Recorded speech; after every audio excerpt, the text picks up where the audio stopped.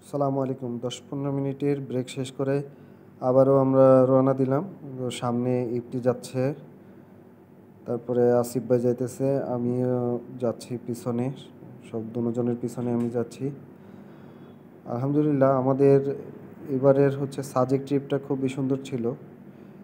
আসলে এই রাস্তায় বাইক চালানো একটু কঠিন, সবসময় চোখ কান খোলা রাখতে হয়। নর্মালি চালানো যায়, বাট সমস্যা হচ্ছে যে যখন ডান দিক থেকে গাড়ি আসে এবং বাম দিকেও গাড়ি থাকে, তখন আপনাকে একটু বেশি সতর্ক থাকতে হয়। আর বিশেষ করে মোড়গুলোতে অতিরিক্ত সচেতন থাকতে হয়। গাড়ি ওইভাবে এখানে 50-60-এর বেশি টানা দরকার নাই। সাধারণত এই গতিতে টানলেই মোটামুটি আপনি সঠিক সময়ের মধ্যে চলে যেতে পারবেন। আর রিস্ক না নেওয়াই বেটার, বিশেষ করে যেগুলো আপনার কর্নারিংগুলো একটু সাবধানে নিতে হবে, কারণ এই রাস্তায় কর্নারিং করা একটু টাফ, কারণ জায়গাগুলো খুব একটা বড় না। পাহাড়ের এই সবুজ সৌন্দর্য আসলে ভাষায় প্রকাশ করা যাবে না। আপনি যখন যাবেন, নিজ চোখে দেখবেন, তখনই শুধু বুঝতে পারবেন এর। পাহাড়ে বাইক চালানো আলাদা একটা শান্তি আছে, যেটা নর্মালি আসলে প্লেন রোডে বাইক চালায় সেই শান্তিটা নাই।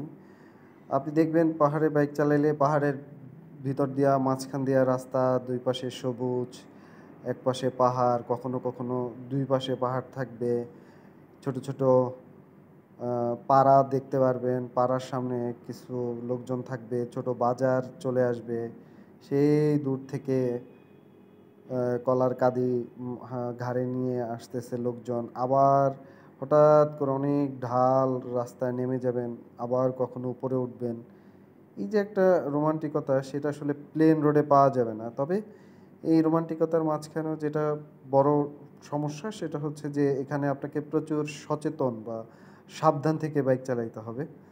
এখানে একটা সেকেন্ডের জন্য আপনি অন্যমনস্ক হতে পারবেন না, অথবা আপনার কনসেন্ট্রেশন ব্রেক হওয়া যাবে না, তাহলেই আসলে দুর্ঘটনা ঘটতে পারে।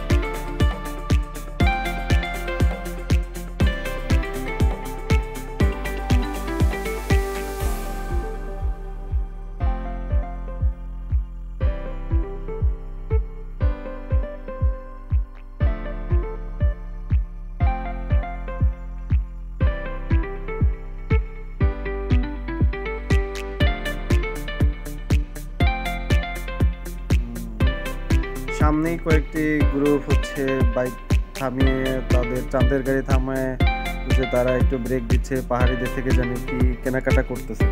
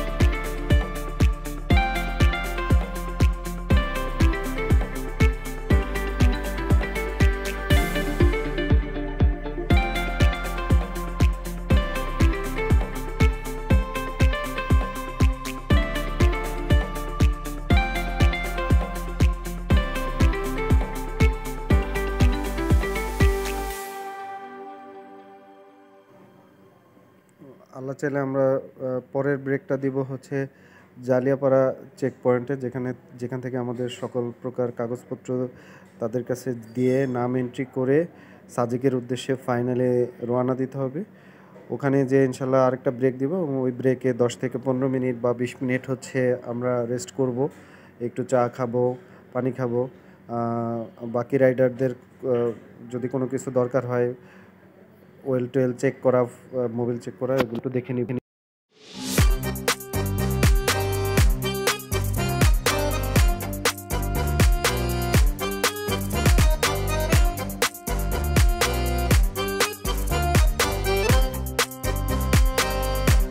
কিছুক্ষণের মধ্যে একজন পাহাড়ি রাইডার আমাদেরকে ক্রস করবে। আসলে পাহাড়ে যারা রেগুলার রাইড করে, এই ভাইরা যেমন, এদের সাথে আমরা রাইড করে আসলে পারবো না এই সমস্ত রোডে। বিকজ হচ্ছে এই সমস্ত রোডে তাদের এক্সপিরিয়েন্স আমাদের থেকে অনেক বেশি, তারা ভালো রাইড করে এই সকল রাস্তায়। আর এর মধ্যে আরেকটি গুরুত্বপূর্ণ বিষয় হলো তারা জানে এই রোডগুলোতে কোথায় ভাঙা, কোথায় মোড়, কীরকম রাস্তার অবস্থা, এই বিষয়গুলো তারা অত্যন্ত ভালোভাবেই জানে। সো যার কারণে তাদের সাথে আমরা এই এই রোডগুলোতে হচ্ছে রাইড করে পারবো না, বা তাদের সাথে আসলে কম্পিটিশন করাও আমাদের উচিত হবে না। আর দ্বিতীয় আরেকটি কথা হচ্ছে যে আমার আমার যেটা মনে হয়, আমাদের থেকে তাদের হচ্ছে কর্নারিংয়ের স্কিলটা অনেক ভালো, যার কারণে তারা আমাদের থেকে অনেক আগে চলে যায় এই সমস্ত জায়গায়। কারণ আমরা কর্নার পেলে হয়তো একটু স্লো করি বা গাড়ি একটু সাবধানে কর্নারিং করি, বাট ওরা ওই সাবধানতাটা অবলম্বন করে না। ওরা আসলে রেগুলার যেভাবে চালায় সেভাবেই কর্নারিংগুলো করে বা মোড়গুলোকে কর্নারিং করে পার হয়ে যায়।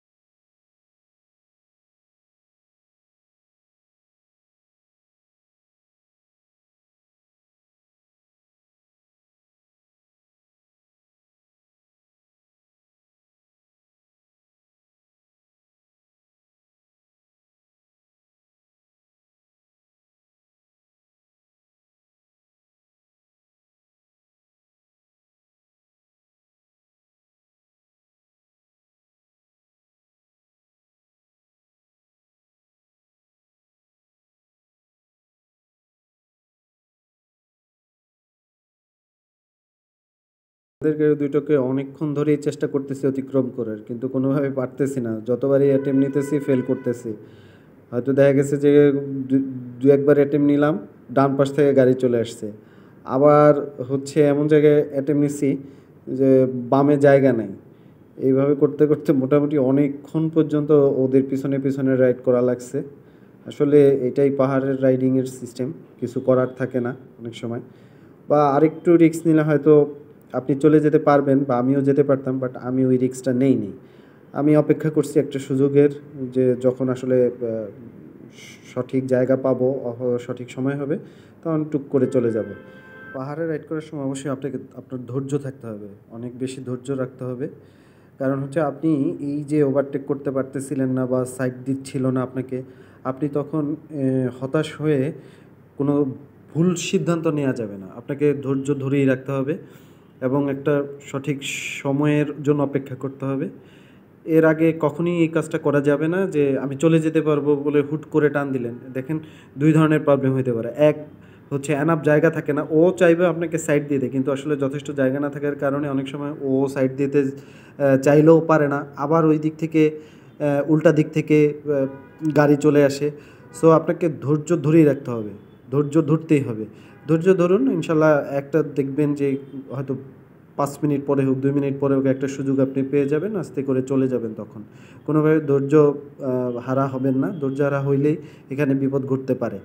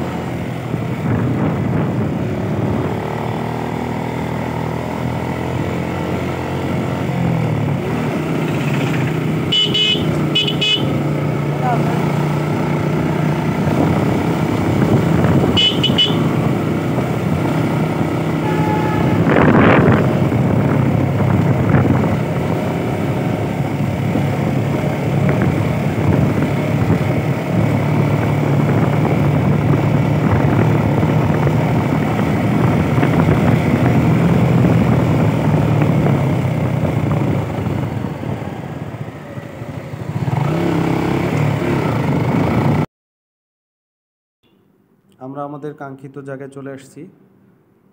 আমরা খুব সহি সালামতে আসছি এখানে ইনশাল্লাহ। এখানে আমাদের আসতে কোনো প্রকার সমস্যা হয়নি, বা ইনশাল্লাহ আমাদের প্রত্যেকটা গাড়ি ভালোভাবে আমরা এখানে পৌঁছাইছি। এখন আমাদের এখানের কাজ হচ্ছে এখানে কিছু নাম এন্ট্রি করতে হবে, বা আমরা কয়জন আসছি, কোথায় যাব, কী আসার বিষয়, এগুলো আসলে সেনাবাহিনীর কাছে আমাদের এন্ট্রি করতে হবে। এন্ট্রি করে একজনের মোবাইল নাম্বার এখানে দিতে হবে, যে যদি আমরা যে সাজেকে আমাদের কোনো সমস্যা হয় আমাদেরকে ট্র্যাক করতে তাদের সুবিধা হয়। আমরা এই কাজগুলো করে এখানে একটু বিরতিও নিব, অ্যাটলিস্ট ১৫ থেকে ২০ মিনিট বিরতি নিয়ে আমরা একটু চা পানি টানি খাবো, সাথে সাথে বাইকটাও ঠান্ডা হবে। তারপরে হচ্ছে আমরা আবার আমাদের জার্নি শুরু করব ইনশাল্লাহ, যদি সব কিছু ঠিকঠাক থাকে। তো এখনকার মতো ভিডিওটি এখানে শেষ করব। আল্লাহর রহমতে আমরা এখানে একটু ব্রেক নিব, অফিসিয়াল কার্যক্রম শেষ করে ইনশাল্লাহ এখান থেকে একদম কোনো প্রকার ব্রেক ছাড়াই একদম সাজেক পর্যন্ত বাইক রাইড করব। আল্লাহ চাহিদা যদি কোনো পথে ঝুট ঝামেলা না হয়, আল্লাহর রহমতে আমাদের নেক্সট ব্রেক বা একদম গন্তব্য হবে সাজেক। এর আগ পর্যন্ত ইনশাল্লাহ আর কোনো ব্রেক দেব না। আপনারা সবাই সঙ্গেই থাকেন, দোয়া করেন ইনশাল্লাহ সহি সালামতে যাতে পৌঁছাইতে পারি, এই আশা ব্যক্ত রেখে এখনকার মতো ভিডিওটি এখানে শেষ করছি।